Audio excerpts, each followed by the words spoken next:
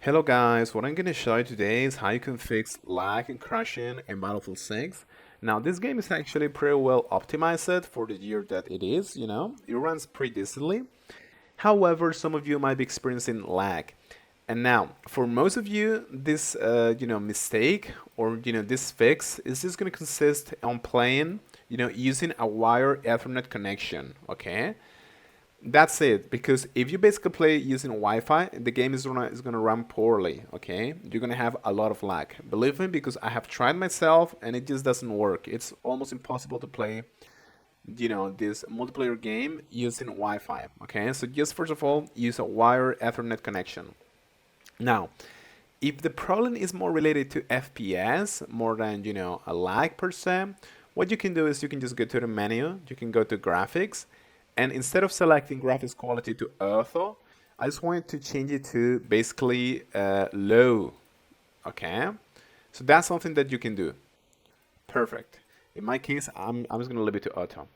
Now, the performance preset, you can also leave it to performance, and that's gonna lower the visual quality and it's gonna enable for higher frame rates. Okay, in my case, I'm gonna leave it to balance because I'm fine with that.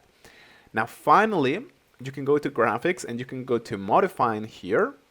And instead of setting the graphic quality to auto, what you can do is you can actually, try to change this manually. Okay, guys? So this is something that you can do.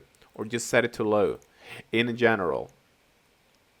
Now, finally, what I'm going to recommend that you do is I want you to find your advanced settings in here. I want you to click on modify.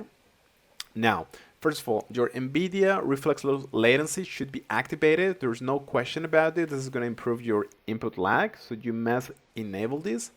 Now, your anti-aliasing, you can actually turn it off, okay? And that's going to help a little bit, but keep in mind that the edges are going to look really, really blurry in this game, okay? The most or the least, punishing option is TAA. Okay, so you can use this. DLAA is actually, it takes a toll on performance. Just select TAA. Now, upscaling technique, I'm going to recommend that you leave it off because it's a multiplayer game and you don't want more input lag. But if you're really struggling with FPS, you have to turn it on, okay? There's no question about that. That's almost going to double your FPS.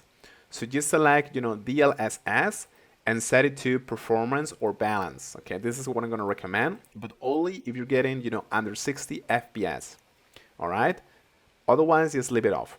Now, future frame rendering, you must always leave it off. There's no question. Okay, this is going to create so much input lag that the game is not going to be playable. All right, guys, so that's pretty much it, and thank you so much.